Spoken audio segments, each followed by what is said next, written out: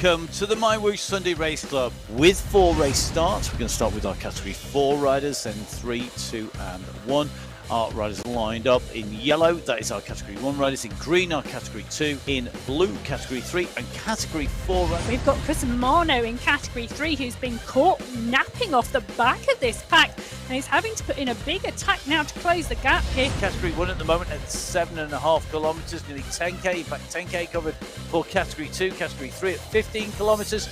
And Category 4 leaders at the moment, they're at 17k. And Hudson now at 10-11 watts per kilo. So Hudson's recognised we're coming in to this little bit of a rise. Is he going to try and break clear? This would be some going. He's gone over just over half race distance. Only one rider clear of Osborne on the front. But the battle between Osborne, Hoyos, Safrazad and Knudsen. They're the 5 riders in that leading the group. 6.6 watts per kilo from Mistakes 100. This is what we see him do time and time again.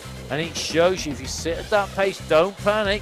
You can close them down. It looks to me like Jason Osborne has done it. Welcome back to the top step. Jason Osborne, winner of Qualifier Race number 2.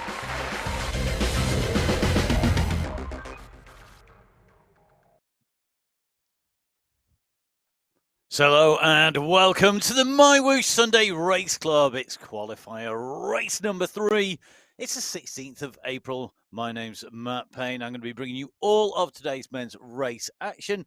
And I'm going to be joined in the studio to start off with for today's men's race action by Emma Martin. Emma joining me before she heads over into our other studios for the women's race. And let's focus on the men's race, Emma. I mean, we had a fantastic race in Qualifier Race number 2.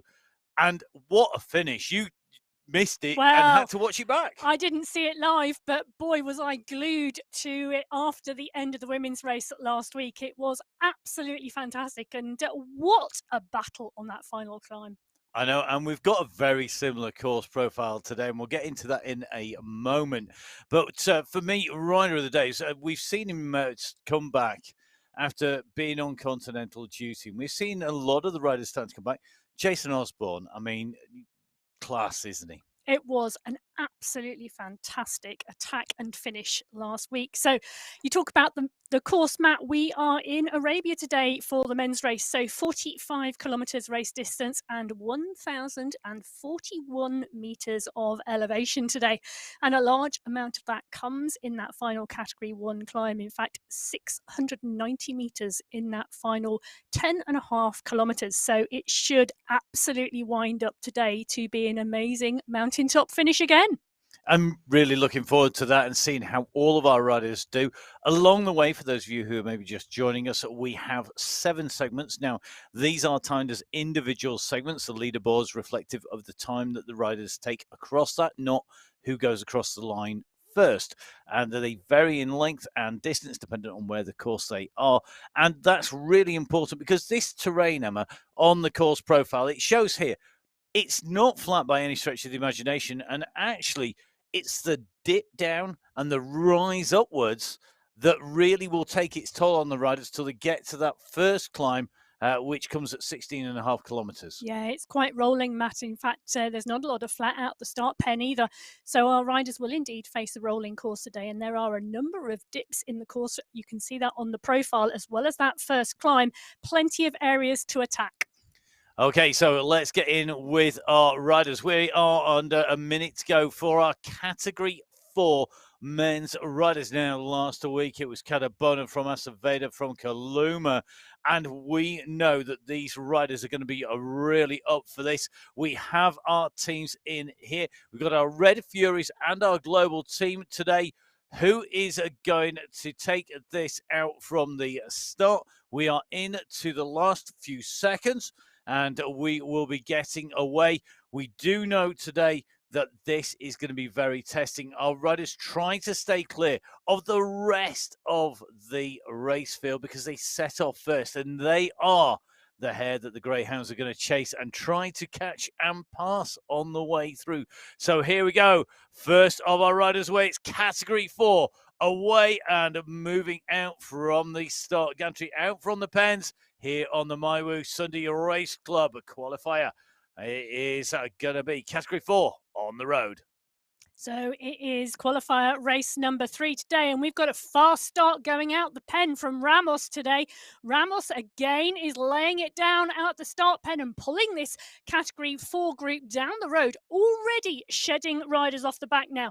13 riders in this race field today, Matt, and I think we've already lost one or two. And we've seen a couple of riders going down the road. Hamid Kamze at the moment just not getting that start that I think he would have wanted to get out from the start gate. But he does know there's riders behind, albeit they're going to be setting off a long way behind. So he's going to have to be able to jump in maybe with one of the later groups. Now, in this race field, we saw there's 13 riders. Any particular names stand out for you that are going to figure today? Well, I think there's a large number of riders on these start sheets today, Matt, who are going to figure. So Kaluma is in here, Acevedo, Agudelo, Cadabono, who we've mentioned already, is in here as well as Finati and Ramos. In fact, Kamesh has put in good rides as well, and it's an interesting tactic. So we've seen riders go very steady off the start line like Kamze today, and we've seen riders attack really hard off the start line like Ramos today. And interesting tactics and different tactics through because of the 4 different race starts. Indeed. So category 4 are standard level riders, and then as we move from 4 to 3 to 2 to 1, we then find our riders will work their way up, being able to produce more power, go faster, generally climb better, and hold that power for longer. There is an advantage, of course, in sitting in with this group. So whilst our riders are motoring along at the moment in category number 4, they're on the right-hand side of your screen. On the left-hand side of your screen, this is category number 3 now. There is a 5-minute gap between the start times of these riders, and category 3 can only watch category 4 ride off into the distance. At the moment, Emma, this group are working well as a group, but we're not seeing a concerted chase because they're still a bit fractured. It's not one long line. No, not at all. This is a group riding quite steady. In fact, we're just starting to see a little stretch there with Suarez going on the pull there off of that group. But Ramos is still out front and out front now quite significantly. Kamze is off the back, 46 seconds off the back. And actually looking at his watts per kilo, he's taken a very steady start today. He is indeed. Right, next riders to go are going to be our category 3 men's race start. A bigger field of riders, all able to produce more power and pace. We've got a little bit of time before they are going to hit that start line, but they could well be coming up behind Kamze. If you were Kamze, Emma, what would you be doing right now? Would your plan be just take it steady and then plan on getting in with this group as fast as possible when it comes up? Well, let's think about the course, Matt. The course is 10.5 kilometres of a final climb, a category 1 climb. Having a steady start is not a bad option. You know, the category 3 field have regularly caught the category 4 field in the men's race. So I think, you know, smart, try different tactics. Don't go with the lead group. Don't go with the hot attack off the front. Sit back, have an easier start, push on at the end. And that is how to make the best of it. And you know, as a rider yourself, I'm sure, it's that head game, isn't it? If it doesn't go to plan from the moment you start, how do you then adjust that game plan? And we're seeing this here with this chase. We've seen Ramos go down the road. Now we're seeing Suarez, Finati, Kaluma, Arrego all starting to chase, and they are fractured out. And you look at the screen, you can see they are a long line coming. So lots of action in category number 4. They're on the right-hand side of your screen. But our category 3 riders, they're all lined up ready to go. We're at 45 seconds to the start, and our category 3 riders. No teams are represented at the moment, but of course I'm sure that will change when we come to our finals next week. Emma, run us through the teams. Yeah, so no teams today, as you mentioned, Matt, but 25 individual riders on the start sheets today. So quite a strong category 3 field with a number of really strong riders in here. The Dadsons are in here, Phillips is in here, Valencia, Mendoza, Eckersley, Duke. The riders that we've seen coming through on the top 5 week after week and exchanging places are on this start sheet today. So it should be a really competitive race. I'm sure it will be. So in with Agudelo as the banner goes down, and away go our Category 3 riders on the Sunday Race Club. It is Qualifier Race number 3 in April, the last qualifier, the last time to get a verified ride as the pack moves out of the start pen. So we're in with Valencia. The group are moving together. We've got a few riders just pushing the pace on at the front. So Mangat is there, Valencia is there, Milano is keeping that pace high, and Canup as well. And like the Category 4 race, we have seen 1 or 2 riders already off the back of the Category 3 race as they charge down the back of that Category 4 race out the pen.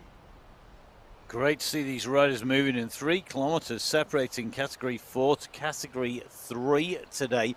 So a good distance to make up, and it shows you that the Category 4 riders with that fast start from Ramos and the chase coming down as well has been quick. Now, as these riders set off down on to the same section, of course, in Category 3, they know that they have ground to make up if they want to be the first over the line overall, but the prizes are individual prizes per category, so it is 5 riders in each category. They get prizes today. That's in Category 1, 2, 3 and 4, with Category 1 having the highest prize pool, Category 4 having the lowest prize pool. When I say low, it's absolutely huge. It's not to be sneezed at all. Be quite happy to take 5th place in Category 4. That'd be very nice indeed, and probably get me a nice new frame the way through. So let's see who is going to be out there winning the prize money today, and of course lining themselves up, as Emma has said, for those finals, because this is our final qualifier of the month, and we have to get 2 qualifying rides in on Sunday Race Club to be able to qualify for the finals. Now, Emma, looking down on the action at the moment, very different rides from Category 4 to Category 3. Yeah, absolutely.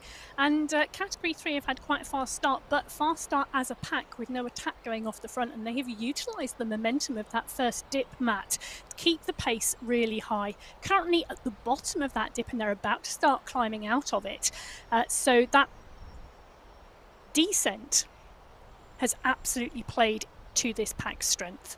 And you can see the gradient number. So Emma, run us through the screen. What are we seeing here for people who've maybe not watched the show before? Yeah, so up on the top left-hand corner of your screen, those are the individual riders' statistics at the moment. So we're currently in with Kalangad, 239, 247, 259 watts going up as we speak.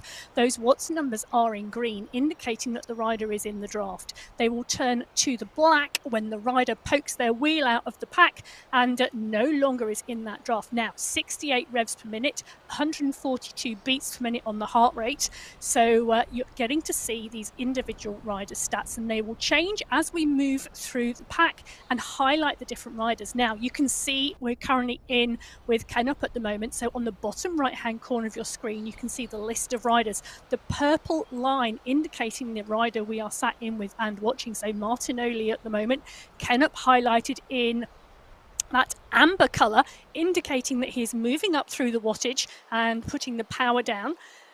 On the top right-hand corner of your screen, Matt, that's the satellite navigation image. That's something I never use. I don't use sat nav. That's what you see out of your sat nav in your car. So you've got the road ahead, and you've got the profile that the riders are coming up, and that little green triangle tells you where they are on that map. So in with our Category 4 riders, you can see we're in with Ramos, who is our leader on the road, having covered 4.8k. That's on the top left-hand side, 9 minutes travel, 25 kilometres an hour speed. Travelling across, though, behind you can see this pack moving quicker, 29k.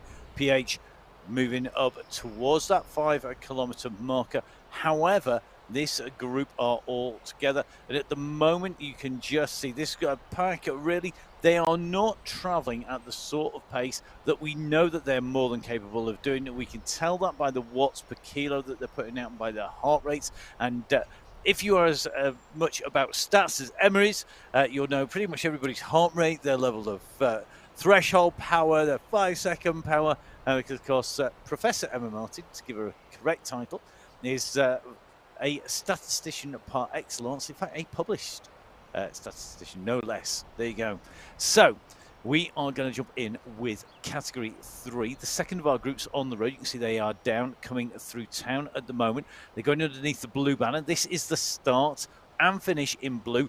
When we go underneath the blue banner, that is our segment banner. So we go underneath the blue banner. This is the start of the banner at 3 kilometers in, and it's the first segment. It's 2 kilometers long, and at the end of this, we will then get a fastest time through that segment. Emma.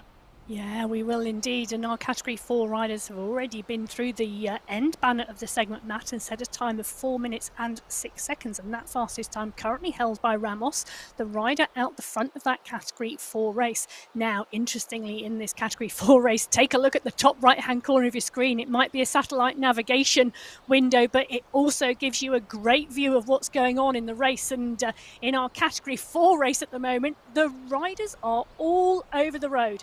It is attack after attack, and that group is now trying to pull Ramos in, but it's not a group any longer. It is one long line of riders. It is indeed. It's almost been dot to dot at times, the classic colouring in game.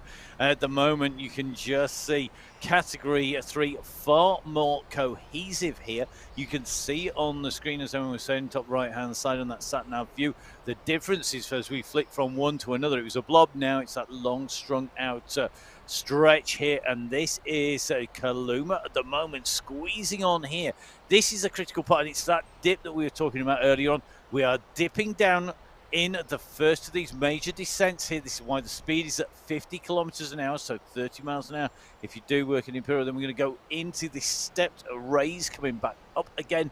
The riders are really working hard. Interesting to see that Kelsit at the moment has closed some distance down on Carrillo, as well as on Divisteven at the moment, but is still giving away substantial distance to Ramos, who's leading, but in second place. But looks like Suarez, Kaluma, Finati all on the charge at the moment, and it could well be that if they can get together as a group of 4, they're going to be in a much better position to ride through to that final climb together. Yeah, and I think that's what we're going to see here, Matt. I think we're going to see a group of 4 riders at the front of this Category 4 race. But I'm also wondering, given the pace that these two groups have started at, whether there's a lot of tired legs after last week's climb. And the fact that we have another big mountaintop finish this week, we're seeing much steadier riding, potentially, until we get to the bottom of that climb, and then the fireworks may start. Well, maybe they're learning the lesson of last week of going to up. I'd tell you something, last week's finish was amazing. Category 4, 3, 2, and 1 really kept us entertained. I actually went back through the finish after we get to the end, and the results are all available at MyWhoosh.com. At the moment, they're unverified, but I was working my way through the categories and looking at those time gaps, just thinking, that was a great race, and this was a fantastic battle, and that was a fantastic battle, and that's brilliant. That's what we want to see. We want to see these riders. There's no point just racing against a Category 1 rider if you're a Category 4. You're just going to get your head kicked in. What you want to be doing is up there, battling it out. You want to be racing against people that you know you've got a chance, and that's the brilliant thing about having all 4 categories on the road. The fact that they all come together at the finish just makes it even more fun.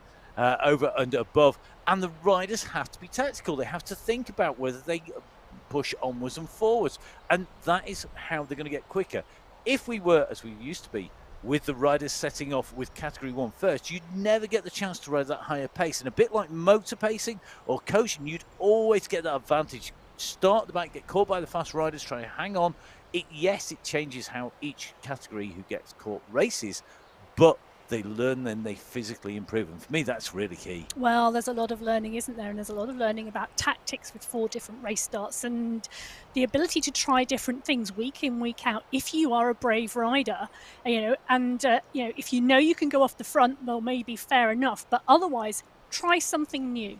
Definitely try something new. Well, let's see if it's something new. Last week's teams about. We've got Cannibal Team and the UAE Falcons. The Falcons with Al-Rumethri, Al-Tenaji and Hamdan. The Cannibal Team with the one and only Paolo Cusimano.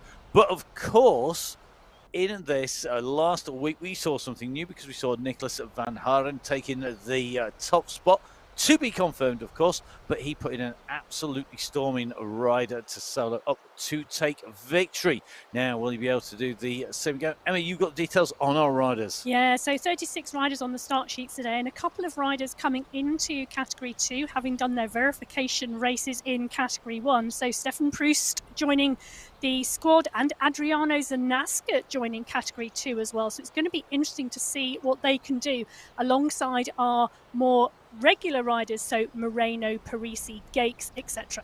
So our riders up and away are moving out in Category 2 as they head off from the race start here. So Category 2 underway. They're moving out from the gun and they've got some work to do. 10 minutes to close down on category number 3. 15 to make back.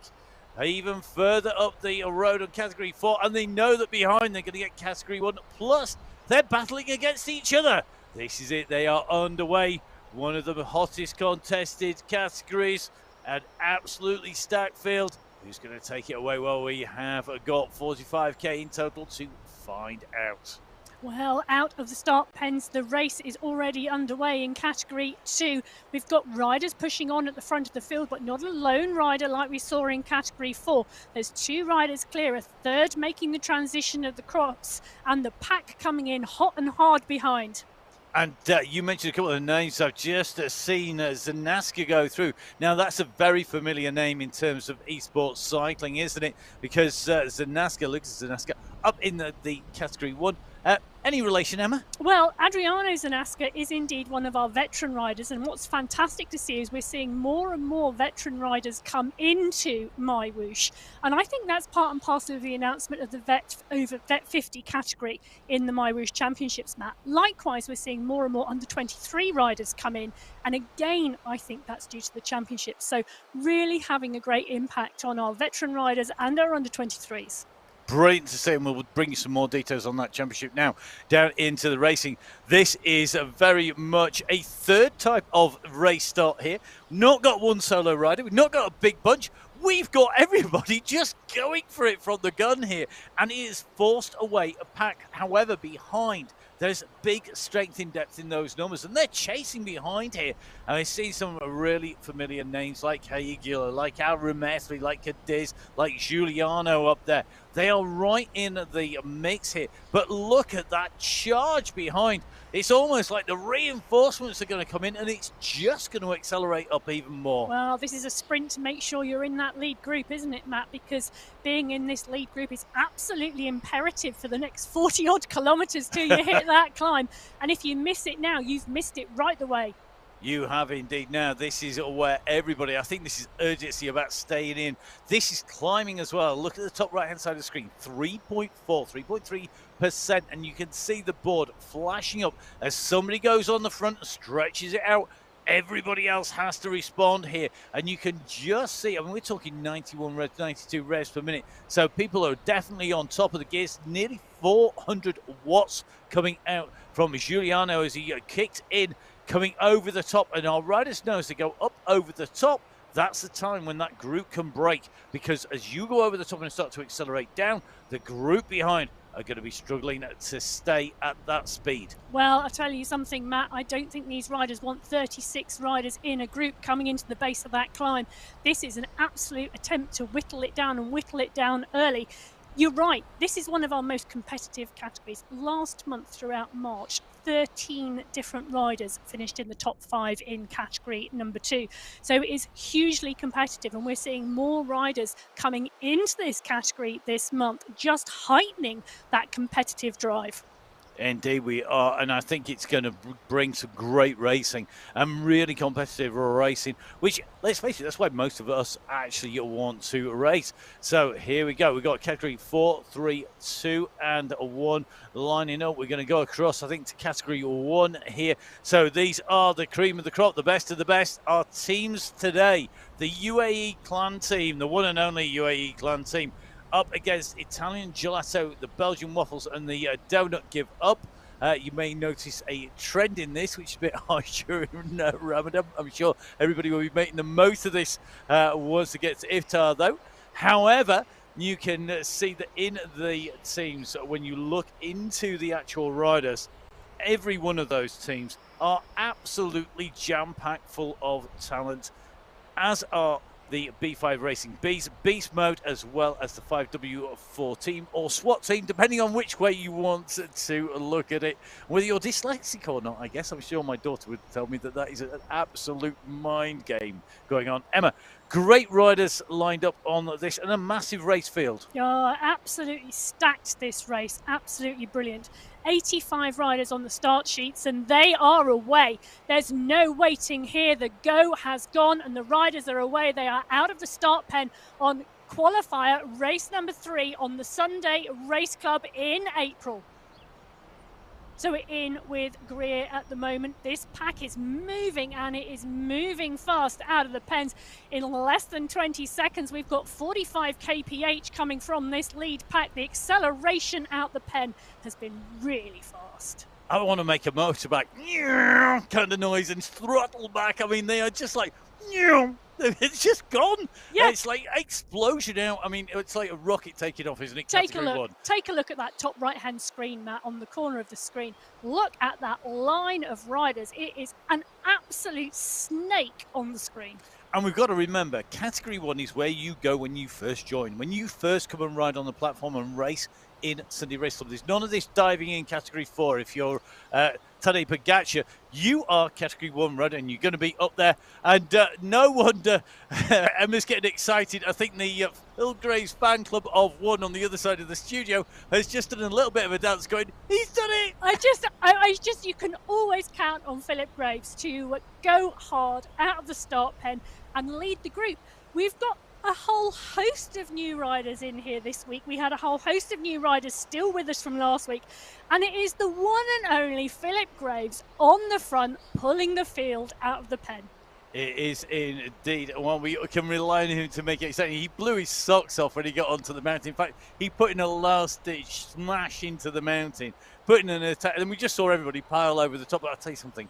We know he can take the victory in this, and he's also a long-time battler against a lot of the older riders who have been here since the start, and he knows how to ride this platform. So when we see him battling against Mr. X100, the UAE clan team riders like Popovic and Safrazad SS, you know, all of the guys like Osborne, I mean, this is the same as 12 months ago. The difference is we had 5, 10, 15 riders who could compete. Now, this is a huge race field. Oh, absolutely. And let me just clarify, viewers. Matt does not mean old riders as in they're 104. Nope. Matt means old riders as in they've been with the platform for some time. Well, they might be old as well. I mean, there are some of our more mature riders who would qualify for the veterans category are able to put down the power. They have the advantage, of course, as you get older, you get stronger. You also tend to find that you have more chance to take part in the racing and riding and get used to how the platform rides and train all the time. I mean, there is a term locally which is for the weekday meetup. It's the shifters, retirees and slackers who meet up on a Wednesday morning because they haven't got anything better to do. And I'll tell you something. Cycling clubs come up with some great names, but don't I'll tell you something. They ride like pros. The average speed is huge because they've got the time, and it's the same when you become an older rider. You tend to have a bit more time, tend to be able to invest the time into your passion, into the riding, and we're seeing that with our categories coming in. Now, look at Category 1. It's all over the place at the moment. We're seeing Wayne Smythe here, Luca Barlow at the moment, just fighting to stay on the wheels here. Lucas Danaskis tucked in there with Hassan Sultan, Christoph Thiem in there. We've seen Bjorkla, now Hamadi in as well. But it's Grace who's still on the front here. I'm telling you something, Phil Grace might be a triathlete at heart and like riding on his own on a bike. But I tell you, he really does bring it to the race club every time. And this is going to be doing damage. And it's a good tactic, isn't it? If you figure you're not going to be there at the end, but one of your teammates might be. So let's weaken the opposition. Well, he is a consummate team player, and we've seen him time and time again do this, Matt, go off the front here. And it really hurts the other riders. It takes the sting out of the climbers' legs, and you can guarantee it means everybody's legs are hurting, not just those for whose sprinting and higher powered efforts are the favoured approach. Well, let's see how the riders get on. We are going underneath the 3K banner. So that's the start of segment number 1. Segment number 1 currently has Hassan Al Ramethri, the UAE Falcons, with that fastest time in Category 2. They're on the right-hand side of your screen. At the moment, they are currently at 6.5 kilometres. 3.25 kilometres for Category 1. Well, we talked about a fast start earlier on, Matt, and the Category 2 riders, currently looking at that, they are, over 2.5 kilometres. In fact, they are 3.3 kilometres down the road on this Category 1 pack, and this Category 1 pack has started fast as well. Now, it's going to be really interesting to see as or when all of these groups come together, whether all 4 groups will come together before the finish and the Category 1 riders being the first ones over the line, or whether one of our earlier race starts stay leaders on the road. Well, we are going to look and find out. It is going to be really interesting as this race progresses. And remember that course profile. We have mainly depressions with the rise back up again on the way in to the first climb.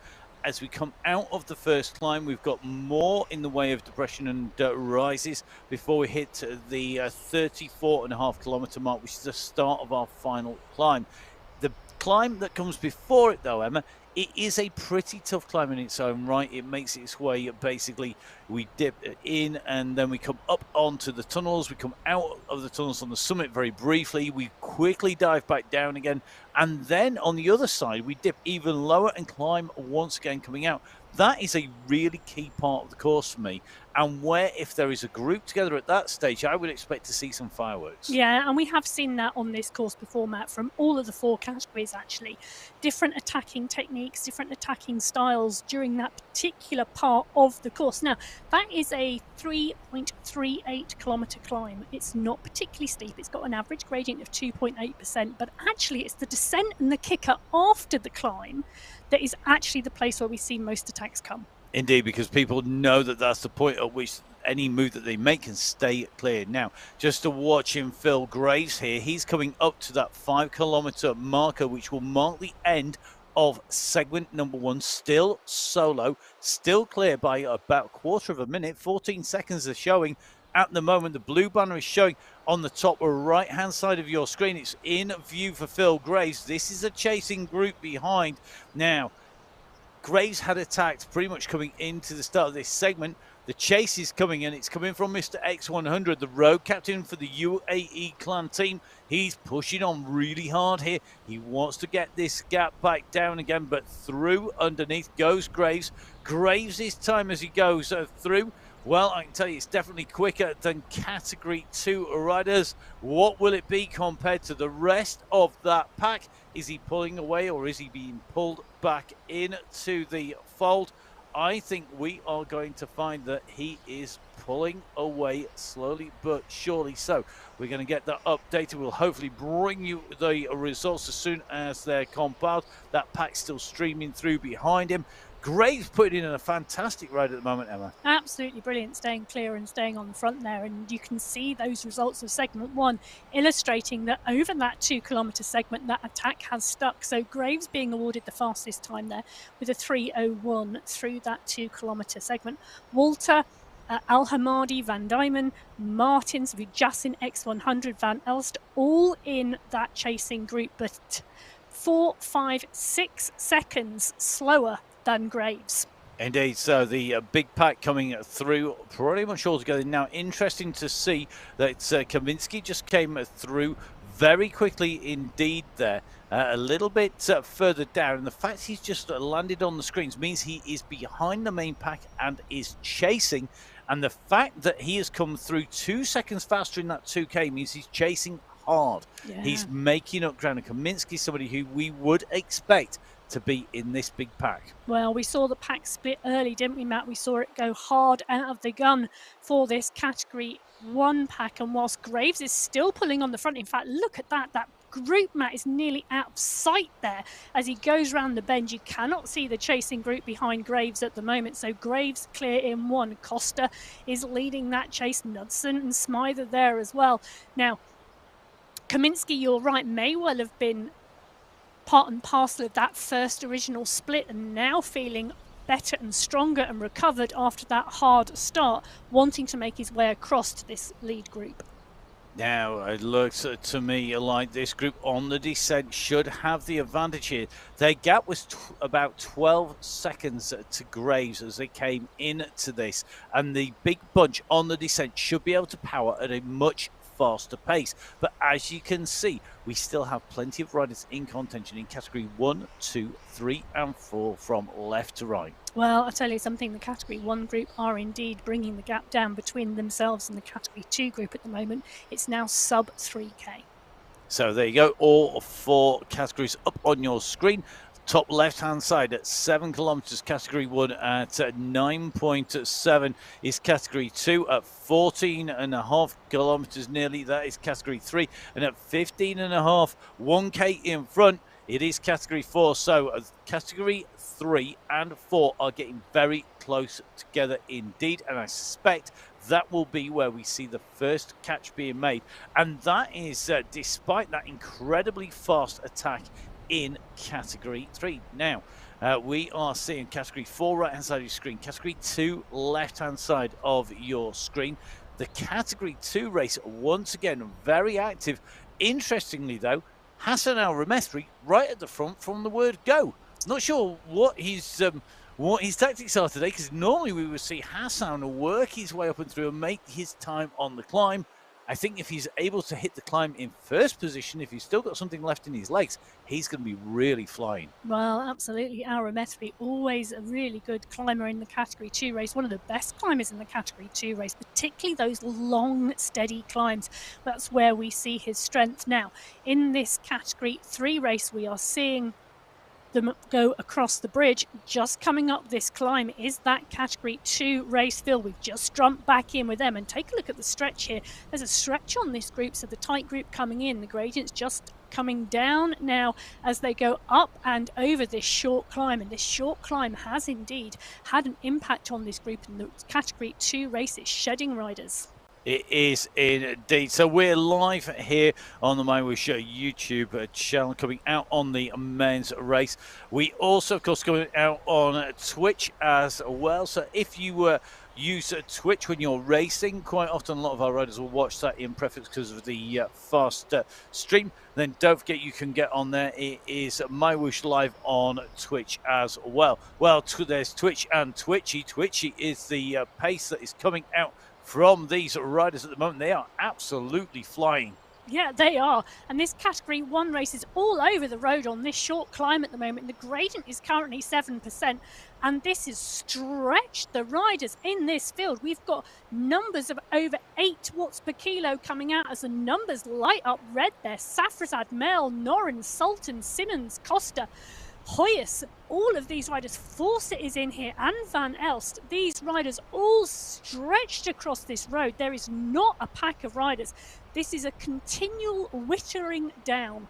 It is indeed getting whittled down into nothing, and you can just see the riders have to reform. That stretch, it breaks, it come back, it breaks, it come back. They're still chasing the lone rider that is Graves. He's a little bit closer than he was back in with the fold just about now. However, what you're seeing is you are seeing the destruction of the peloton into small fixed groups of 10-15 riders at a time, and it really has sorted these riders out quickly. Now the riders approaching 9 kilometers. This is the start of segment 2.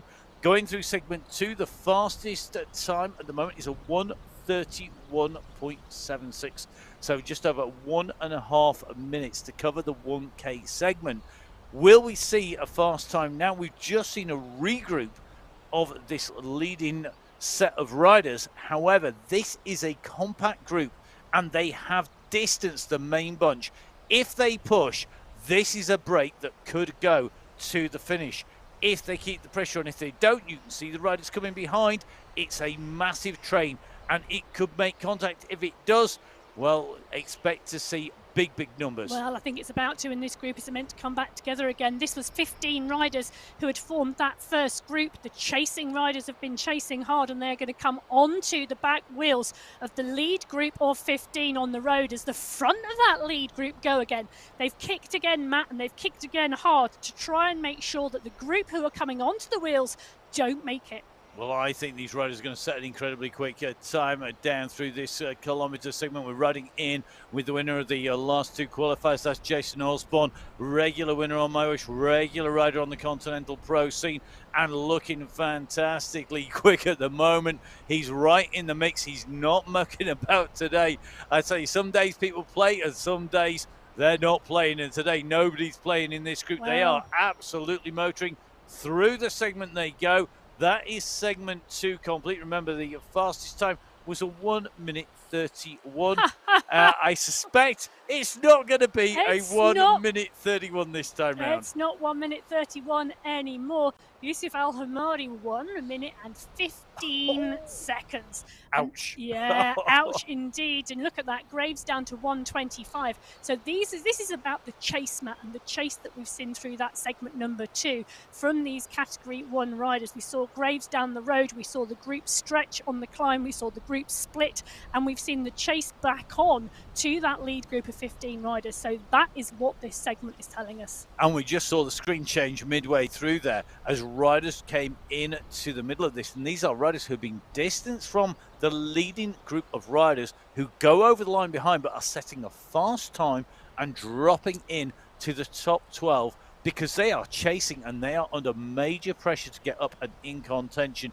They'll want to get a good ride, a good run out. The closer we get to the championships that are coming up very shortly indeed, the closer we're going to find riders practicing the race tactics, practicing their team tactics, making sure they put down some good performances. They'll want to show that they should be right up with the best. At the moment, the fastest riders, they're absolutely flying. They've hit the start of our next segment. They have indeed. And talking about absolutely the best, this is the best of the Sunday Race Club. This is the best of what Category 1 is offering us today.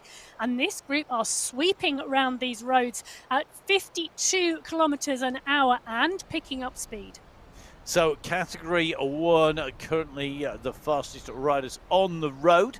They are the riders at 11.5 kilometres. 2 kilometres, nearly 2.5 kilometres of the road are Category 2. Category 3 and 4, well, they are in the tunnels. And if we show you this on the map, the tunnels are in climb number 1. So basically you climb up through the tunnels, you come out at the top, and then you go down back through the tunnels to go down into the descent, into the big dip and the rise out. So we are currently heading, we are over a third of the race distance. We've still got plenty more action to come. Emma, key points here. You said the climb after the climb. So basically the first climb section, it dips, and then that second rise out. Yeah. That for you is a key spot. Just a little kicker out of that dip, but it is the main last place that riders can attack or cement the attack they made through the tunnel. So we will see if that's going to be the case. For us, here on the men's race, we're going to be able to watch it in full glory from one end to another. Emma will be no doubt playing catch up because of course you can watch back on demand as well as grab all of the results. Now at the end of segment number 3, these riders are absolutely flying at the moment. Segment 3, the riders came through. The fastest time was Paul Garin, but I don't think he's going to hold that time as they came through segment 3. Once again, I think the fastest riders on the road at the moment is this lead group of Category 1 riders. So the riders are motoring the way in and through. And Emma, just run us through these stats here. Yeah, so it is indeed this Category 1 pack that is motoring its way through segment number 3. So 1 kilometre in 1 minute 29 seconds. So Al-Hamadi, Osborne, Popovic, X100, Martins, Mel, Hoyas, Simmons, Fawcett, Thiem, Walter and Bjorkland are top 12 riders, and 0.898 of a second separating that top 12. And I reckon, by my reckoning, it's 26 riders in that leading group. But for me, the big difference is it might be a 1K segment, But the second category riders were only 3 seconds slower, 3 or 4 seconds slower. So the pressure has gone off a little bit in that. So don't forget, you can keep up with all of the results live. The results at the moment, the segments and the individual results live until the end of the race. Now, it's not going to be long before Emma is leaving us in the studio in Studio 1 and heading to Studio 2 to cover the start of the men's race. Emma, when you head over there, we're going to see the women's race start. Women's race last week looked a cracker to start off with, and I was lucky enough to join it towards the end. Great racing. It was indeed, and a very different course this week, Matt, so I'm really looking forward to what a different course brings. Give us a quick teaser. What have we got coming up in the women's race? What sort of course is it? The women head to Australia today, so we are on the Wollongong circuit. So historically, it has been a sprint finish. And historically, sometimes we have seen very large bunches of women come into the sprint when the Category 1 pack have caught the Category 2 pack with literally a kilometre to go. So I am looking forward to a frenetic but fabulous finish. Well, let's see if it is all the F's at the finish when our riders come in. And don't forget, of course, you can catch up with that. You can watch that back on Twitch or, of course, on the YouTube channel on demand. I'll be joining Emma there for the end of the race, depending on how fast we get to the end of the men's race, and I'm going to be covering all of the men's race. So 4 categories on your screens at the moment. Our riders just starting to close each other down. There is a very little difference really between the front of the 3rd and 4th cat race. In fact, the fastest rider at the moment is our 3rd category rider. So with categories 3 and 4 together on this climb, with our categories 2 and 1 left chasing. Emma, thank you very much for joining me down in the studio, and we will catch you very, very shortly, I'm sure. Thank you very much. It'll be brilliant. I shall see you all for the women's race. So as Emma just gets sorted. So as Emma gets sorted on her way out of here, heading in to studio number 2, you can see our riders continuing their way upwards here in the racing. So a fast start for the categories 3 and 4. They are all together at the front of the race. This is the first main group. This is the chasing group.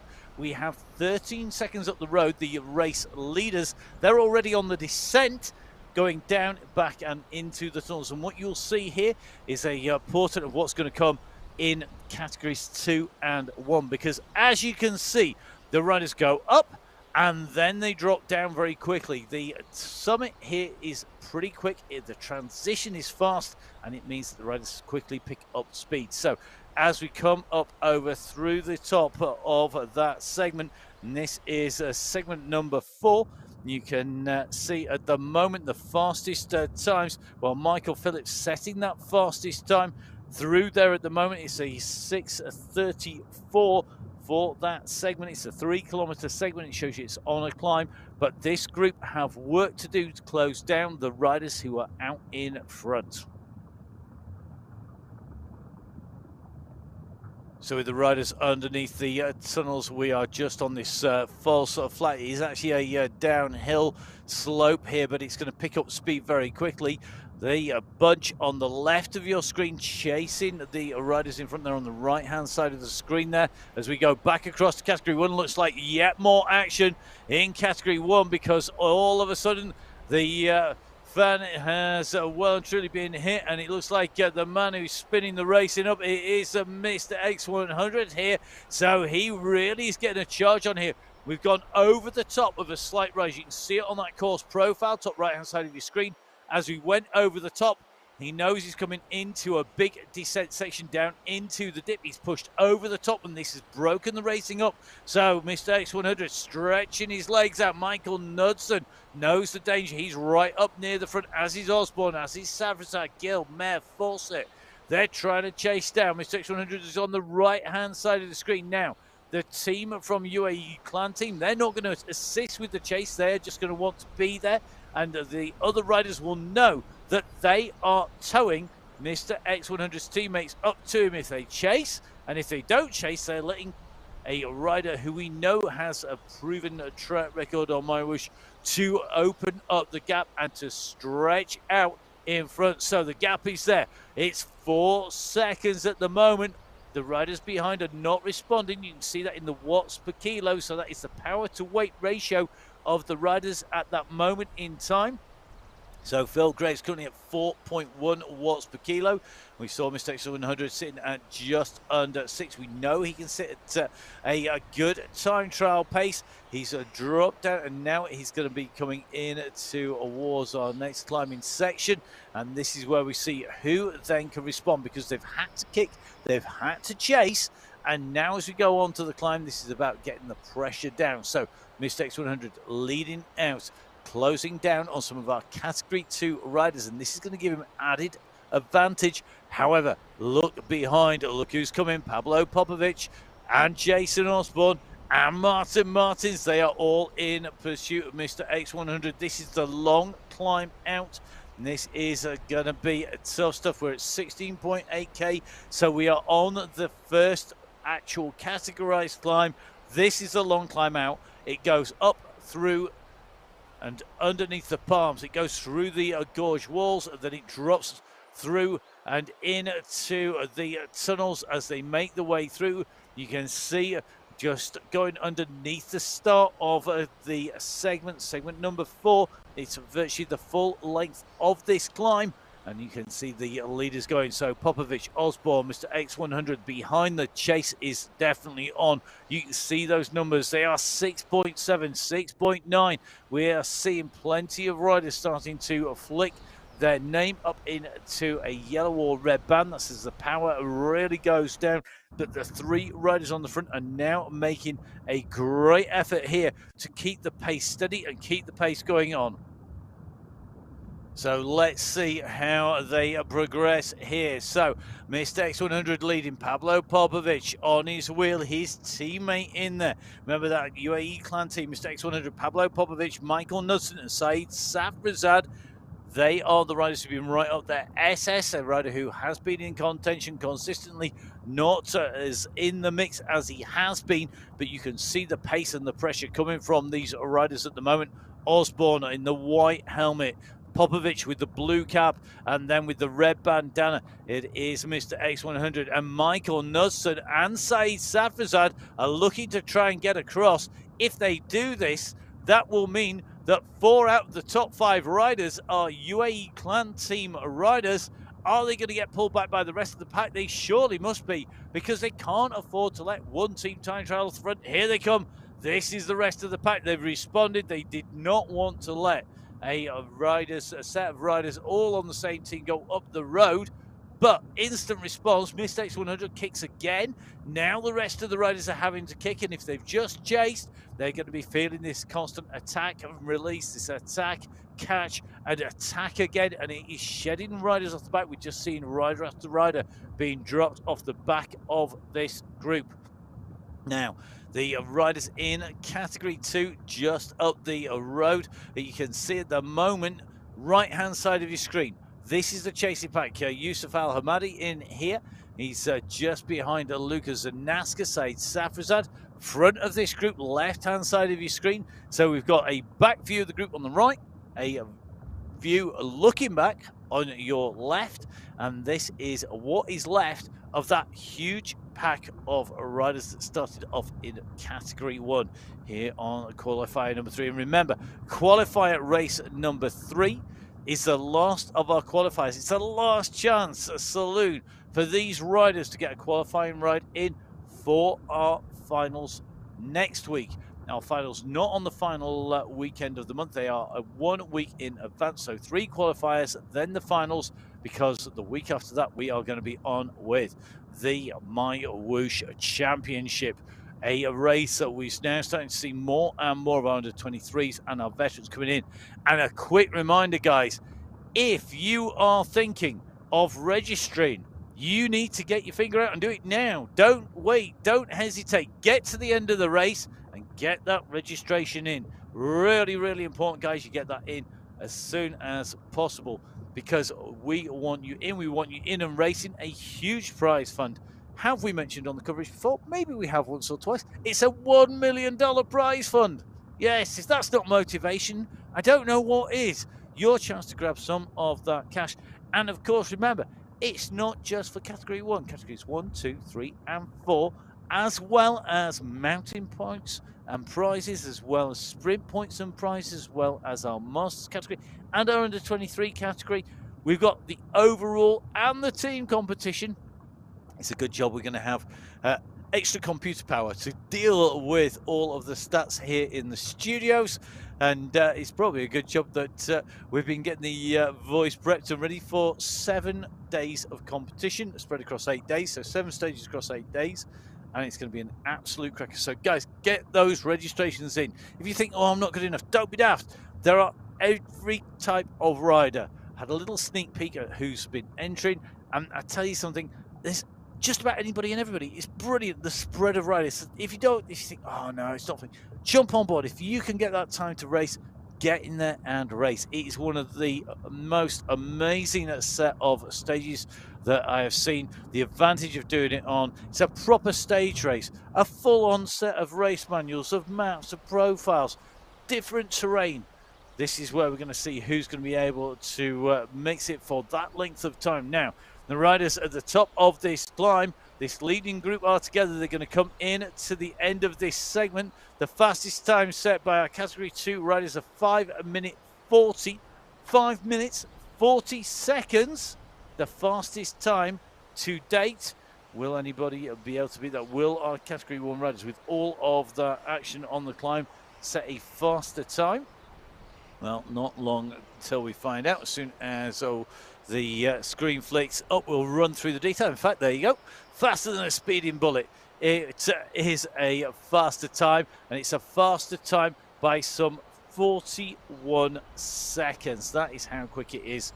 4 minutes 59.679 from Yusuf Al-Hamadi. Al-Hamadi with Gil, Costa Thiem, Zanaska Martins, Hoyos Mer, Norin, Van Diemen, Safrazad in there as well. It really is a who's who of riders, and great to see just how quick they're moving now. If we take a look through the group, I think we came in with 26 riders initially into that climb. I make it that we have at most 21 riders in this pack. That is some shifting at the moment. So let's see who is going to take this out, who is going to be able to take away the win at the end. We've come over the top of climb number 1. This is the descent on the far side, and this is where the riders really need to keep their wits about them, because if they don't, they are soon going to find themselves in trouble, because this descent is quick. It then levels off at the bottom, and it's then a quick ascent back up again. So the riders diving down at the moment. Category 1 leaders at 21.56. Category 2 leaders at the moment.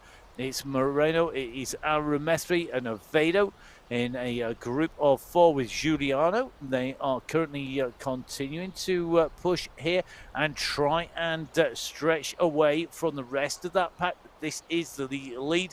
And at the moment, the difference on the road between the leaders in Category 1 and Category 2 is going to sit at 1.5 kilometers between Category 2 and Category 3.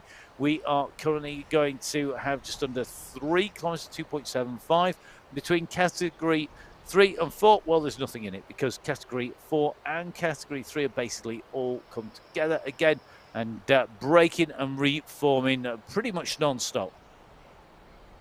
So let's jump back in with the irrepressible Phil Graves. He's in the company of who else? Mr. X100 and Jason Osborne up on the front of the pack at the moment. We've got our next dip down coming up. You can see it coming up on the screen. So we dive down. We're going to come down. We dip in. We go round the roundabout. We go down into the descent, and then we have the steep kick and climb up.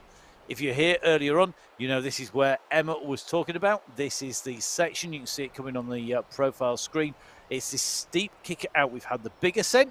We've got 20 riders. We've now got a kicker coming out. So round the roundabout we go. Down the descent some more.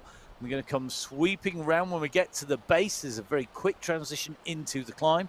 The Category 2 riders are in that. In fact, we're going to get the course profile even better. So Here we go. Take a look in the center of the screen. We've come down from the top of climb number 1, and we have descended down into the dip beyond it. So we have come down from the summit, come down into the dip. That's directly above the N in segments. And then basically we are going to have the climb back up again.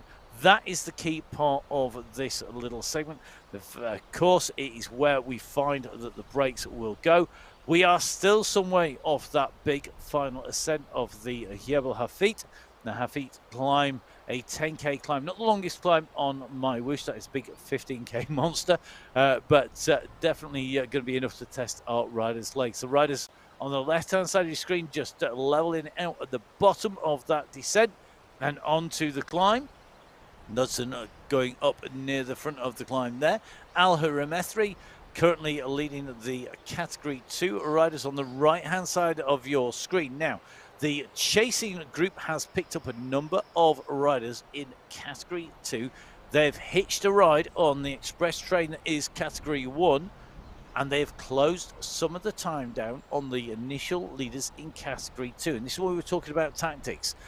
If you sit back, let the pack get you at the opportune moment, use the pack at the right time, you can use them to get closer to the competition. However, you still got to have the legs to stay in with them, and when you get there, you're then going to have to be able to push on. Now, Avedo, Giuliano, Moreno, and Al Hurmethri. These are the 4 protagonists who have broken clear. They're on this climb. You can see they're going to come up to the first leveling off. So they're doing the first riser. It's going to level, then it's going to kick again.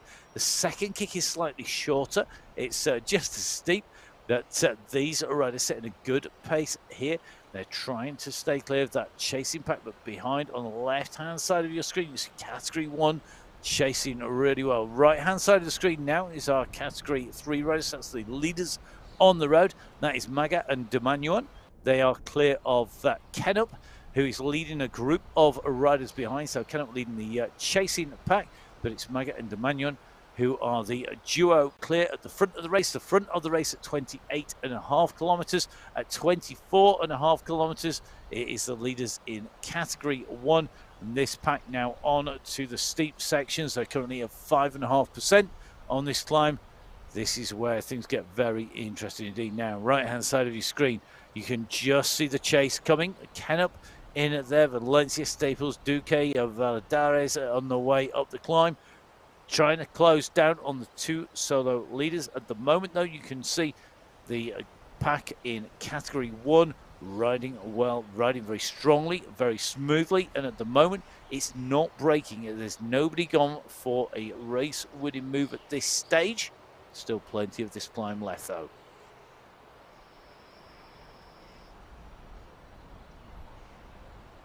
So into the segment number 5 go the leaders in category number 2. And the fastest time at the moment in segment 5 is from Acevedo. He's one of our riders in the lower category, going through in a 2 minute 1 second.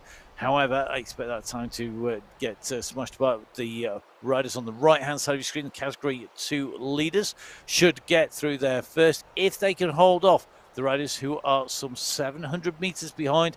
These are the leaders in Category 1.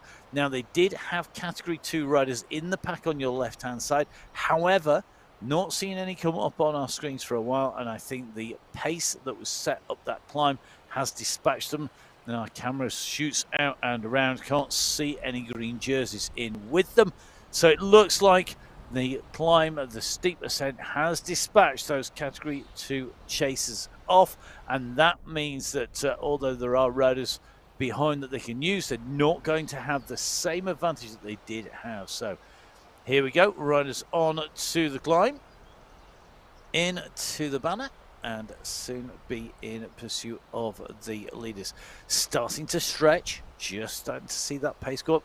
We saw that was a big blob of riders, so when it's not got the pace on, when nobody's really attacking, it's going to be a big round pool, a big ball of riders like a big ball of mackerel or similar. Then once they get a great white shark, go on the attack, dive into it, it'll string out, it'll explode, and then eventually it will come into one long line. That's what we're starting to see the beginnings of here. We saw Mr. X100 again stretching this out. I think that UAE clan team want a really hard race here today, and they are pushing, but it looks like they're not going to push hard enough to catch up with the Category 2 leaders. They're going to go underneath. So the fastest time was a 2:01 as they came through. That was Acevedo. But as the Category 2 riders come in and through, the riders going to be seeing who's going to set that fastest time. It's going to be very interesting to see if anybody can match that time. And the yo-yoing on the way around, I would suspect the fastest time should come from Category 1. It won't be long until we find out, because they're coming round this turn. So there we go, the fastest time now being set by Johan Moreno. Moreno with a 1:56.17, so he's not 5 seconds off the time as they went through. So the Category 2 leaders going through in a 1:56, and this is where we see whether they're moving faster or slower on this segment than our Category 1 leaders. This big pack going to go through now. So underneath that blue banner they go. Here we go. Have they come through fast enough? It doesn't look like they have. I think that's due an update, because I think we're going to see a yellow set of jerseys on there. Let's watch this screen closely. So the fastest time was a 1:56, and here we go. Oh, it's not a 1:56 anymore. Look at the time, 1:37.294. So 1 minute 38. We saw a quick time bring it to 1:56, but that is nearly 20 seconds quicker. Vidal Mev, Stefan van Elst, Yusuf Al Hamadi, Ross Fawcett, Roggiero Costa, Michael Knudsen, Saeed Safrazad, Christoph Thiem, Mr. X100, Pim van Diemen, Lucas Zanaska, Juan Hoyos, Jason Osborne, Johan Noren, Juan Gil, Pablo Popovic, Phil Graves. Looks like still coming through. It is going to be Lionel Vajacin and Martin Martin. So 19 riders in that leading pack, all of which have come through in a very, very fast time indeed. All sub 1:40. And the difference in time are realistically not because there's any gaps in that group, but because that's the time it takes for a pack of 20 riders to move through the segment. So that is a quick time.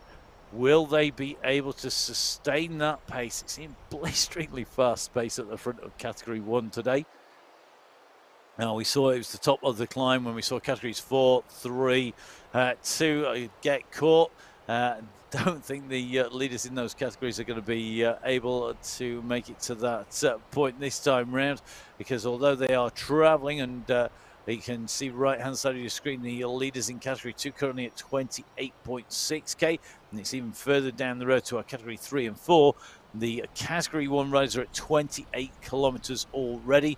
And remember, this is a race of 45 kilometres with that final climb, the 10.5 kilometre ascent of the Jebel Hafid, regularly used for the UAE men's and women's tour. Well, it is going to be the climb that is the end of today's race, the qualifier. It'll be at the summit of the climb, and the end of this climb, very technical indeed. So the riders really have to keep an eye on that. So left-hand side, this is the leaders of Category 1. Right-hand side is the leading rider. And look at this. We're seeing another move. Phil Graves is clearly on a mission once again to rip the racing up. He used to ride for the Yorkshire Pudding Express. He's not down as team today, but I tell you, he's definitely express train-like today, faster than Mallard, setting the steam train record up the East Coast. He's absolutely flying, because he's looking to me like he really means some business today. He's rocketing through that group. He saw his chance. There's a pack of riders in green. That means he's got riders he can catch and pass. He's going to make the most of the slipstream. And now the rest of the group has to negotiate the way up onto and past them. And Graves at the front has made the most of the slipstream effect, of that draft effect. Look at the numbers really motoring here. This is a climb, this bridge. This bridge is not flat by any stretch of the imagination. It ascends out from the waterline at the base of the bridge right up as they keep going through. The ascent here, a 2.5% gradient. Phil Graves leading out. The chase coming from Pavlo Popovic this time. So it looks like category 2 rider just going to try and hang on to the coattails of Graves. Then it's Popovic. So the rider with the blue hat just coming up on towards the wheel of Graves. Next rider to see him is probably going to be Alessio Caligula, if I'm not much mistaken, but I think he's going to see him very quickly indeed if he's not already in the pack. In fact, they're just coming up onto his wheel now. So these riders chasing behind. There is a gap that's opened. Graves taking advantage of the confusion and coming on to another pack of riders to break clear here on the MyWhoosh Sunday Race Club. Now, Mr. X100 on the move as well. He will want to get across. He won't want to leave it just down to Pavlo Popovic. He knows that he wants to get some strength in depth up there. So over the top goes Jason Osborne. Osborne now pushing onwards. He's not doing massive watts at the moment. Still sitting at 400, which for a number of us would be considered a big day out.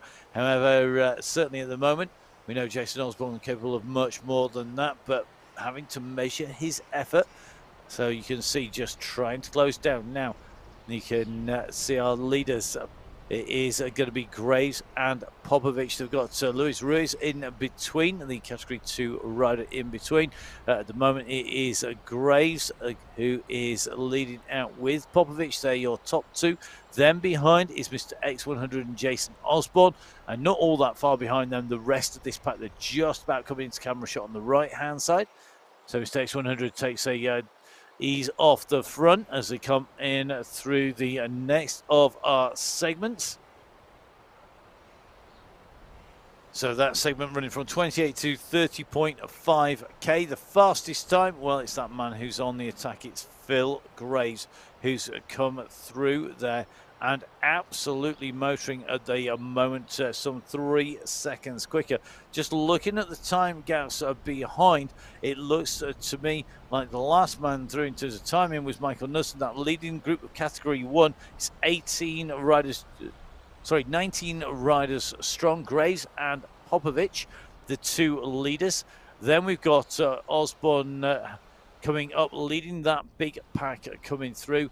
And that split times on there, very, very interesting indeed. The Belgian Waffles team, Lionel Vujassin, Stefan Van Elst right up there. The Gelato team's got Van Diemen and Mayer right in the mix as well. You've got individual riders like Ruggiero, Costa, Juan Gil in the mix.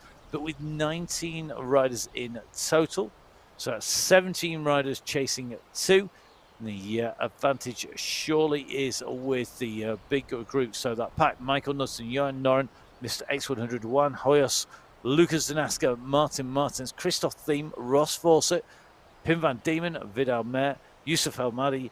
It's going to be Said Safrazad, Juan Gil, Ruggiero Costa, Stefan Van Elst, Lionel Vujassin, Jason Osborne, Pablo Popovic, and Philip Graves. Your leading category 1 riders at the moment. And the leading category 1 riders now chasing the next group up the road now. They're going to bring back a few more category 2 leaders. These are the 4 leaders. This is Arametri of Vado along with Moreno. And you can just see in the chasing pack of riders are category 2 riders who've managed to hitch a lift with the Express Trainer category 1 and are going to come up on to the category 2 leaders. So playing the game, trying to sit with those leaders as long as you can is key. And I think Arametri is very aware that they are coming. So through he goes. That pack, though, coming behind us. Graves starts to wind up on the wheel of Popovic. Popovic at 6.5 watts per kilo. He doesn't want to get snowballed by the group behind. Very easy to back off too much and then find that the chasing pack go over the top and leave you in the dust. The chase behind, it's Osborne who is leading it. He's almost onto the wheels of Vado and Arametri. They've swept up all the rest of them. Here comes Gray, so he's catching up with some of our Category 3 or 4 riders now as he comes in and through. So Category 3 going past in the blue, Category 4, of course, in the red just a little bit further up the road. But Jason Osborne here, he's on a bit of a mission. He's coming at pace, and do you know what? He could go flying past these two leaders if they're not careful.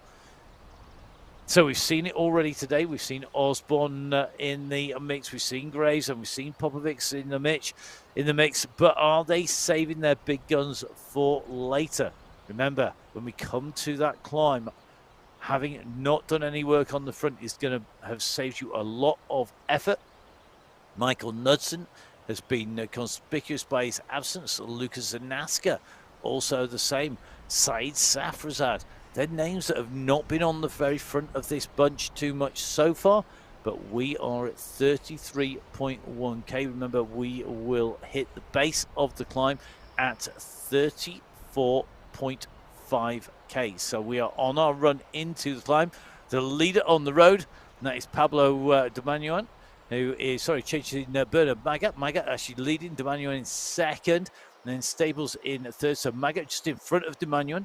They are currently at 35.4, so they have got 2 kilometers on the Category 1 leaders. I think it's not going to be very long before we see the Category 1 leaders go over the top. One rider still off the front of Category 1. No prizes for guessing. It's Phil Graves.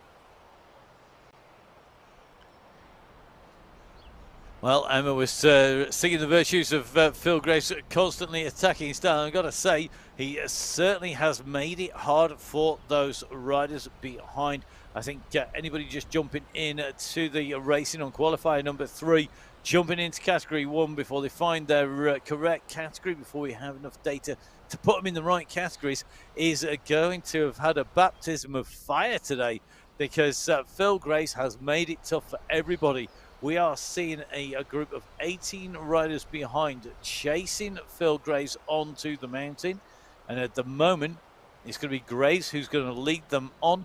The official climb starting at 34.5k. So that's 400 meters from Mr. X100's front wheel. It looks to me like Phil Graves already on those slopes. You can just see them starting to rise at 34.5. And the official start, he's not far off. Just a little bit of a dip, last dip before I think he'll push on up the slope. You can just see that row starting to rise up and away to his right-hand side. So your leader in Category 1 on the right-hand side, Phil Graves leading out. Mr. X100 on the left-hand side there, chasing, and still on the left-hand side of your screen, but that's the chasing pack behind Phil Graves. Wangel currently leading that chase, but Graves are well and truly on the slopes now. 3% slope, and this is where the fireworks come. Watch these riders carefully. They're watching each other like hawks. They're waiting to see who's going to go as Graves gets caught. He's really animated the racing so far, but I think he's pulled the pin. I think it's going to be survival to the top for him. He's certainly made the racing tough. Who is going to take this out? Marty's looking good at the moment. Right in the mix, you had Norong riding well. Zanaska, he's just lit up in red. Theme Ruiz is as well. And these are the riders who are trying to stay in that leading pack on the left-hand side of your screen. Phil Graves on the right-hand side of your screen. Well, he was definitely in survival mode, I think, up to the top. And as we can see here, yellow jerseys to the fore, green jerseys behind. It's going to be blue and red behind them. And at the moment, Mr. X100 a little bit in the danger zone. If a split goes, if you're at the back of this group, you've got a lot of work to do to close that gap back down again. You can see this group pulling clear, pulling away. Now, de Manuan back in front of Maga on the climb.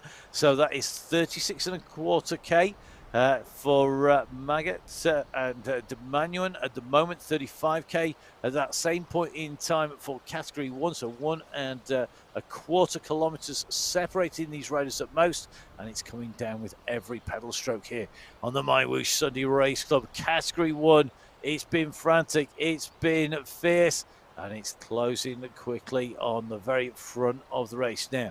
Just taking a little bit of a look further back, you can see lots of riders scattered all the way out and around the course. Kaminsky further back, Howell a bit further back as well. Graves distance from that leading group. There's a lot of absolute class riders now behind the leaders in Category 1. They still have riders in front though, so they've still got work to do to get to the very front of the race. And I don't think it's going to be long before they start to pick those riders off in ones and twos.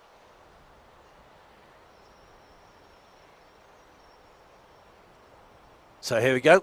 The riders in Category 1 are really pushing it. It's not a long line yet. It's not completely stretched. You can see the pressure is on, but it is not a race or winning push on the front, but the numbers starting to light up again. Quick reminder, the rider we're watching, their name is in purple. If it goes to red, it's a full-on power effort. It's slightly less when it drops back down into the yellow, then down into grey once again. That clear, transparent background, that is when the riders are within their normal power range. So normal power range, it's transparent, it goes yellow when they start to push on those pedals. If they are putting massive power, it goes up into their red zone, and their red zone is indicated by that red on the screen. Now, Graves at the moment losing ground. At the moment, he's currently 500 meters in deficit to the leading group who are on the left-hand side of your screen.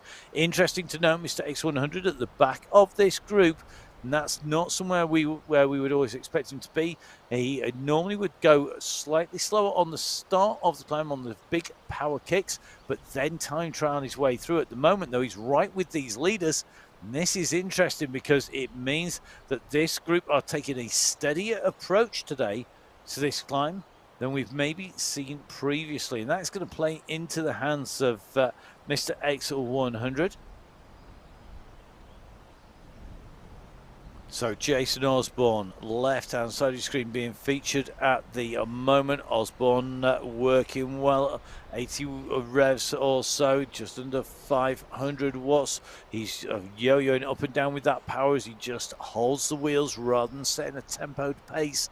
Right-hand side of your screen, this is the pack of riders who are at the front of the race. They're a lot further up the road, though. Now, Mr. X100, we said that he was just sitting at the back. He was likely to time trial his way up, and he is doing that. He doesn't want this pace to drop.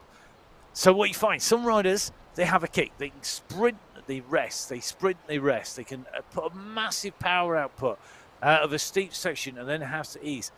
Other riders need to sit and time trial the way up, put a steady state effort, have a narrower band of power. It can be a lot of power, but it's a narrower band, and it's a consistent power. And that's what we see from Mr. X100. And if this group ride at that consistent pace, if they don't yo-yo, they're playing into his hands, because that is what works clearly for him. Now, other riders, they are really explosive. Somebody like Pablo Popovic, we have seen climb well, but he likes really steep gradient, easing, steep. If it doesn't do that, he has to use his pace and his power to make it hard and make it easy. And that's to be really telling as we come up here who is on the front, who is riding in a way that suits them, and who's going to be able to use that to their advantage to the most. One man who's going to be watching as much as he is riding, and that is Phil Graves on the right of your screen.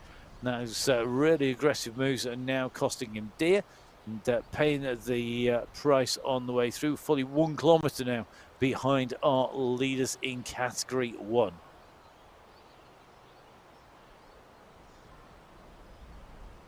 So Graves on the right-hand side of your screen, there you lead on the left-hand side, and it's starting to wind up once again. I think we are seeing another attack go on the front here. We've seen some big numbers, and it's coming from Said Safrazad. He's being answered by Pim van Diemen.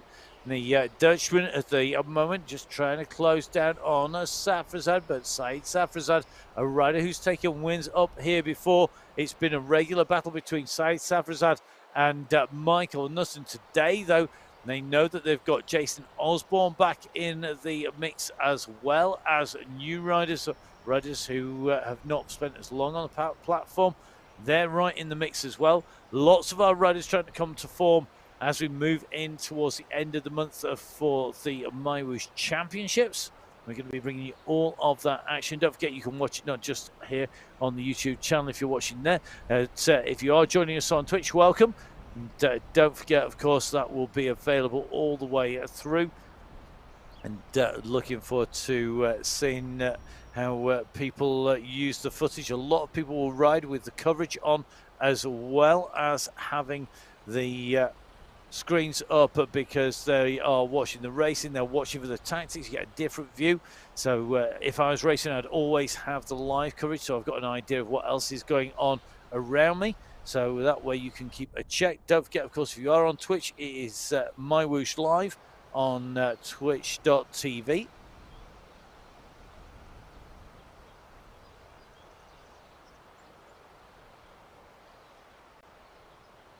So here we go, final few kilometers under the wheels to come, because we are steadily working our way up here. Mr. X100 just distanced by the stinging attacks there.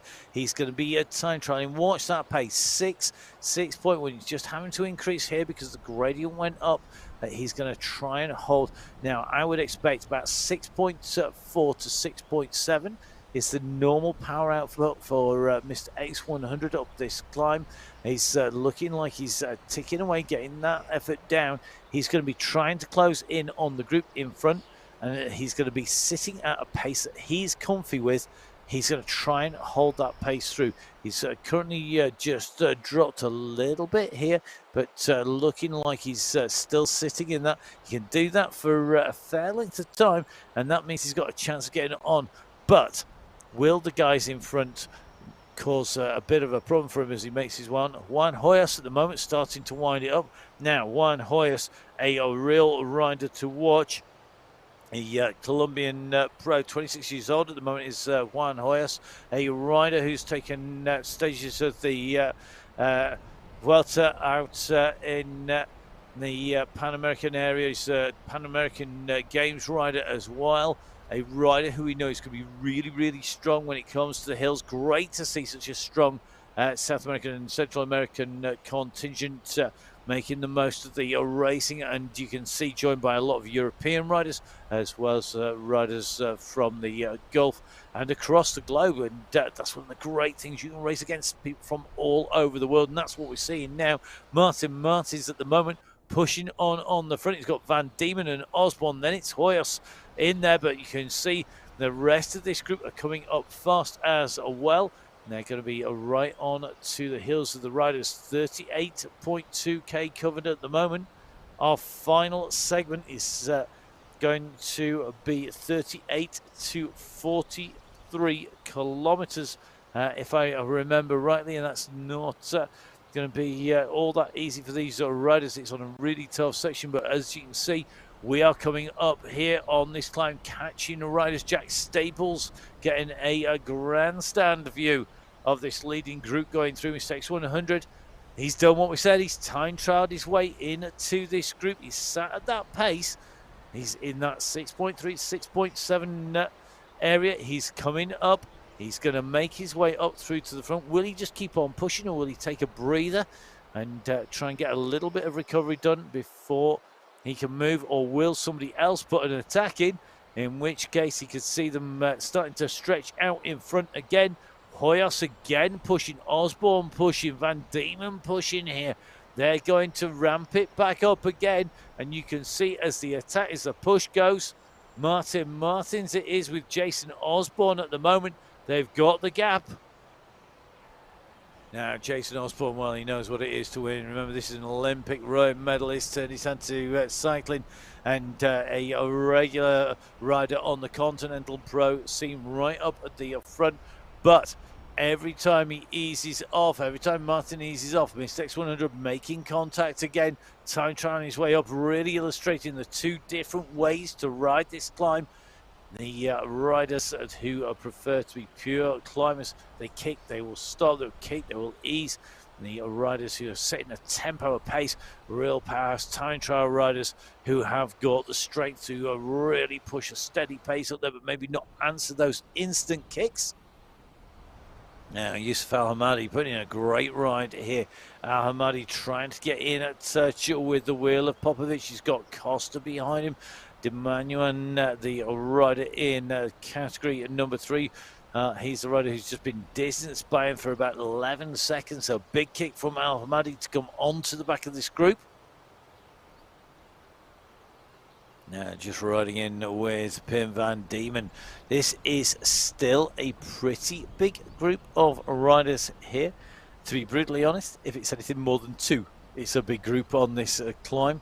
And that is quite simply because we often see this climb break our riders apart. Now, we were talking earlier on about the very top of this climb being technical.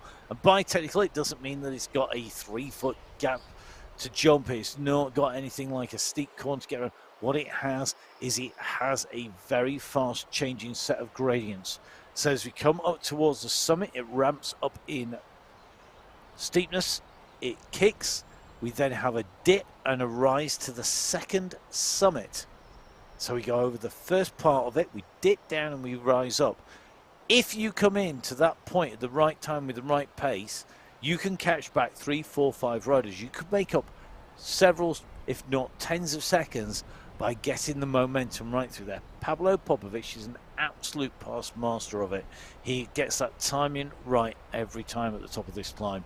It is absolutely key. So these riders really do need to know this. And of course, remember, these climbs, the roads across all of our fantastic worlds on MyWhoosh, in Australia, in Colombia, in Arabia, the Alula climbs, the Jebel Hafid climbs, the Jebel Yates climbs, you've got the big climbs in the Wollongong circuit that the women are on today, or at the moment. Emma covering that. And of course, we can jump across, so you can watch it back from the beginning on demand.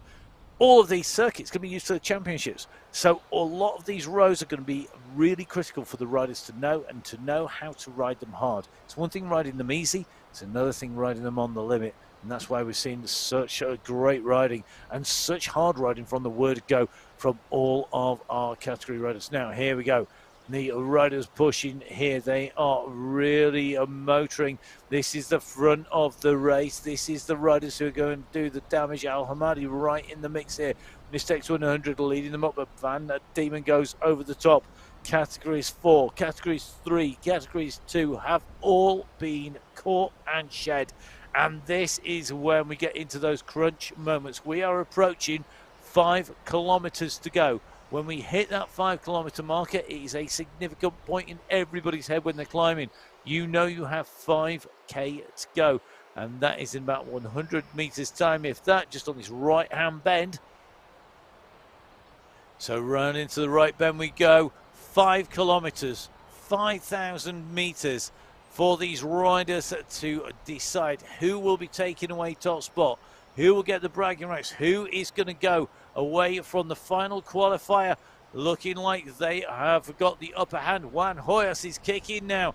So Juan Hoyos, a rider who we have said is very, very strong. He's a rider who we know could be really taking away victory here. He's kicked. He's elicited a response, and Jason Osborne is the only rider who's on his heels at the moment. He's gone onto his heels. He's not gone over the top, though. And Osborne now sits on the wheel of Hoyos. They're going to come into this tight right-hand section. But behind, there is absolute panic stations behind for a number of riders. One rider who we know is not going to panic is Mr. X100. He's going to sit. He's going to find that pace again. And he's going to continue to push. He's right up there in the top 10 at the moment. But he has got his work cut out if he wants to be with the leaders, because we are starting to see 2 riders pull clear. And the rest of this pack are now having to regain their composure, refocus, and get into some kind of rhythm to close this gap down. Now, if I was in this pack behind, I'd be looking at my X100 and think, that man can time trial. He's going to set a steady pace, get on that wheel, hold that wheel, and do not let that go, because you can almost guarantee he's going to bring you up through that pack. Whether he can get you close enough to these 2 to make a difference, we'll soon find out. Now, Hoyos just caught napping a little bit there. Osborne started to stretch at the power, and I think he may well have just caught Hoyos on the hop there, but I think Hoyos responding quickly enough to get back into the wheels. Osborne in the lead at the moment. What's Hoyos done? He's coming back at him. Here he comes. Well, it was Osborne with that sneaky little kick there. It was only a little bit, but he saw that Hoyos was napping and he continued to push. Osborne goes back on the front now. Juan Hoyos, and he responded. Is he able to take it away? Jason Osborne is on a winning streak at the moment. He's absolutely flying. He's had the perfect build-up coming into the championships, in towards our finals of the Sunday Race Club.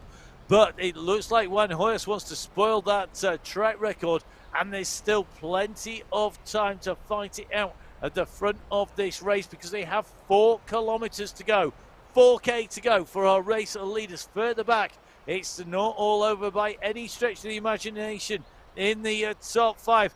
This is absolutely a murderous on the way up here. It is tough stuff as they come up. And it's going to be very, very difficult. Message just coming from Michael Knudsen on social media. His favourite route. I know, well, they've got to be in it to win it, buddy. It's going to see, no doubt, Michael coming back and really ripping it up on this climb. He's regularly at the front. He's not today. It's Osborne, Hoyos, Mr. X100, Pim Van Diemen and co. Let's see who's going to take this out as they continue to push here. This is Mr. X100. He's the nearest rider to our 2 leaders. He's in 3rd place. So with all these accelerations, the kick, the response, the answering the moves by other people, Mr. X100 has not panicked. He's set his own pace. And at the moment, he's running Pim Van Diemen off his wheel. He's currently, you can just see the bobbing white helmets behind of Van Diemen, Savrazak, Gil Martins. But it's Mr. X100 setting the pace on the left-hand side of your screen, trying to chase down the leaders. This is that chasing group. There's not a lot of riders left. We have 7 riders in contention for the win. Realistically, it could be 2. It could be between Juan Hoyos and Osborne, with the remaining 5 fighting it out for 3 prize money spots. The gap, though, is not definitive at this stage. We are still 3.3 kilometres from the finish. The gap is sitting at currently 8 to 9 seconds. It's yo-yoing a little bit as the terrain varies and the riders' efforts vary. But we are going to see a real tight finish here, I think, today. I think we are going to see the riders in this group. I would not be letting go of a wheel here. You just know that if this wheel goes, you are going to be in trouble. You want to be holding the wheel. You can see top right-hand side of your screen. This should be one long line. It is. Look at that. It's a train coming up here because they're all on the limit. They're all trying to get as much assistance by sitting in the draft. The draft is less when you're at 20K, obviously, than it is at 40 or 60 kilometers an hour, but it's still there. One man who's not getting any, Jason Osborne. The only thing between him and the summit is going to be fresh air at the moment. He's got the front, but Hoyos is not giving up. He's right on his heels here. So Hoyos, the figure at the back here of these 2 riders, are going to come in to the left, come round this sweeping right-hand turn. Mr. X100 leading the charge behind. Then it's Martins, Gills, Safrazad, Van Diemen. Noren is a well and truly distance. He's going to be out of contention. He's a bit further down. He's got a gap, though, on the rest of the riders. But you can see the 2 leaders are not that far in front, and they are not breaking clear. They are still sitting. It's 9 seconds once again from Mr. X100 to the 2 leaders. And this is going to be about who gets the pacing right. We've raced for 42.5 kilometres nearly. And all of a sudden, it's going to come down to the last 2.5 kilometres and who has any strength, any energy, who's got the pacing right, who's got the strength and the stamina to see this through to the finish.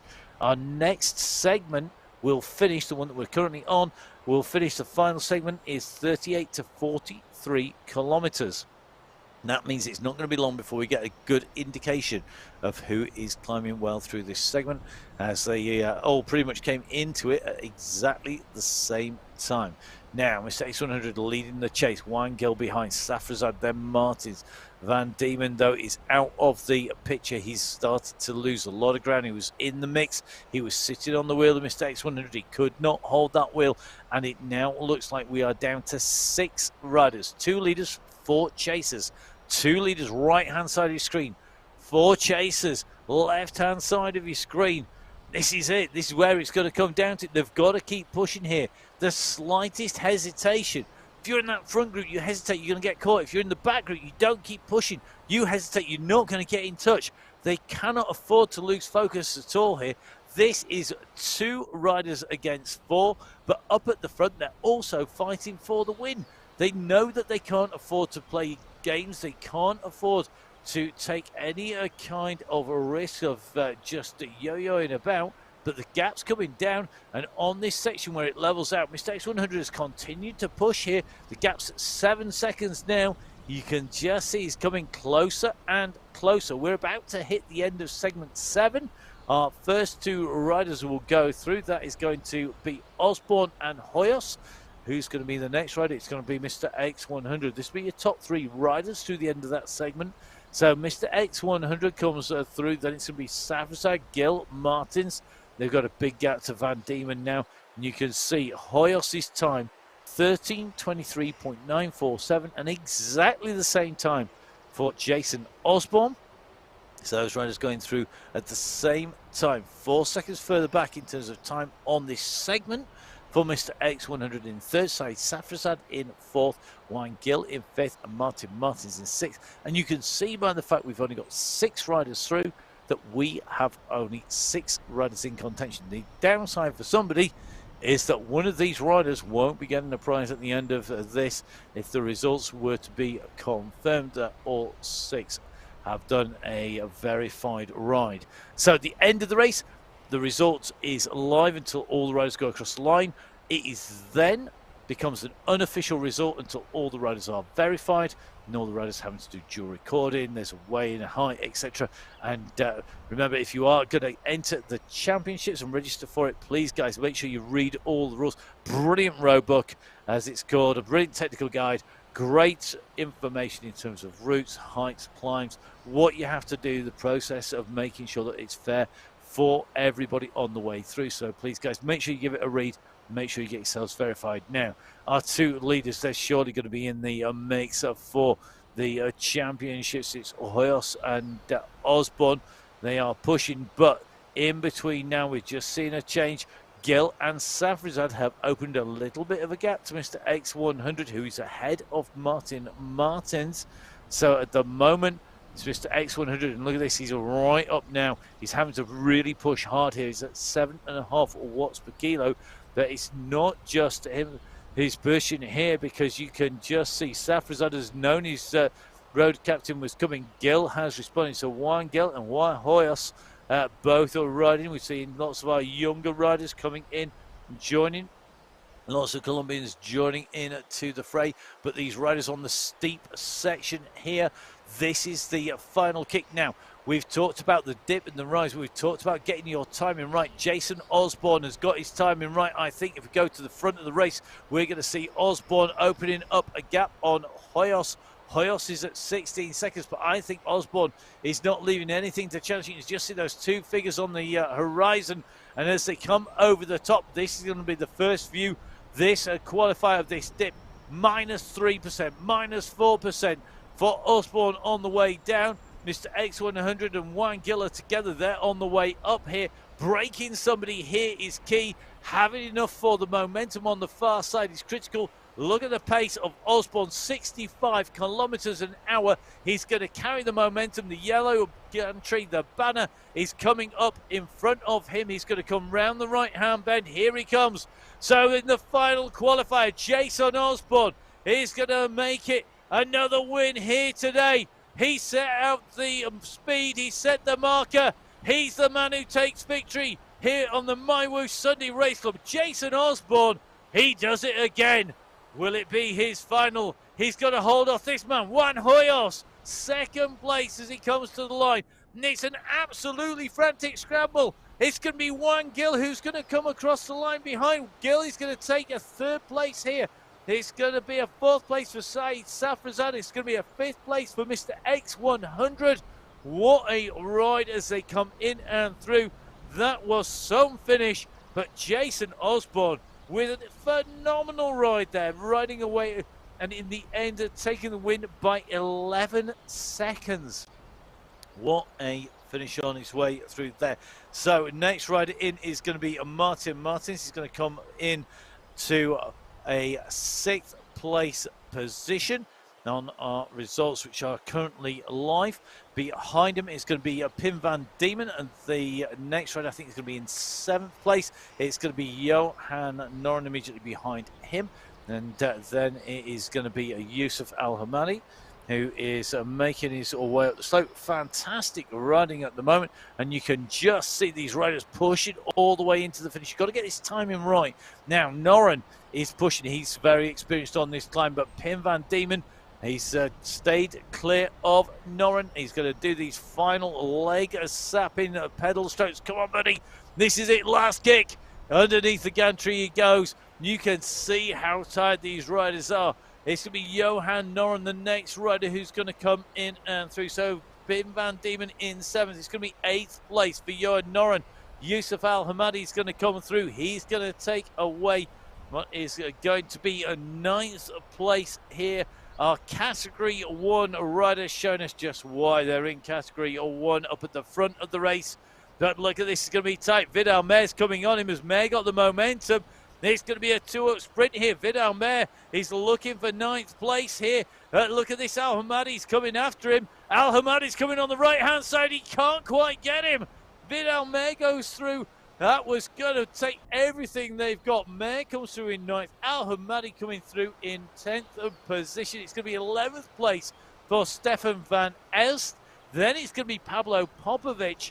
And that means it's going to be really interesting in terms of the team results coming through. I think we are going to have to see when it goes to a count back on the timings, because it's going to be incredibly close between the riders in the UAE clan team.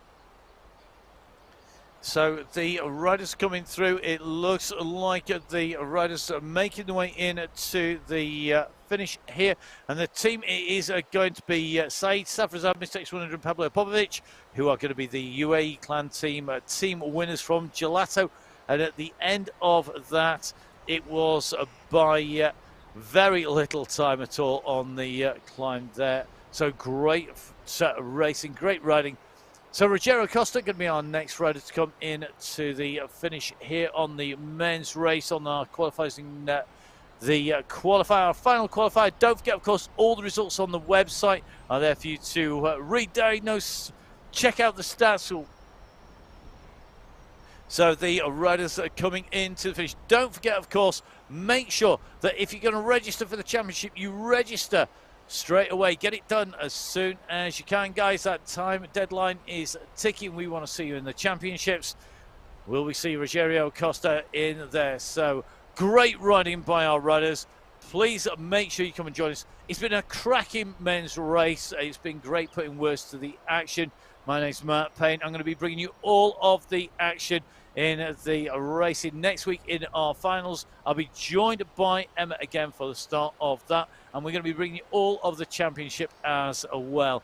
So please, guys, make sure that you either dive in straight across like I am to the women's race, or watch it back as well on demand. Don't forget, you can watch it on Twitch and on YouTube. So from the amazing team behind the scenes here at MyWhoosh, from Emma and from myself, Matt Payne, stay safe. We'll see you again soon.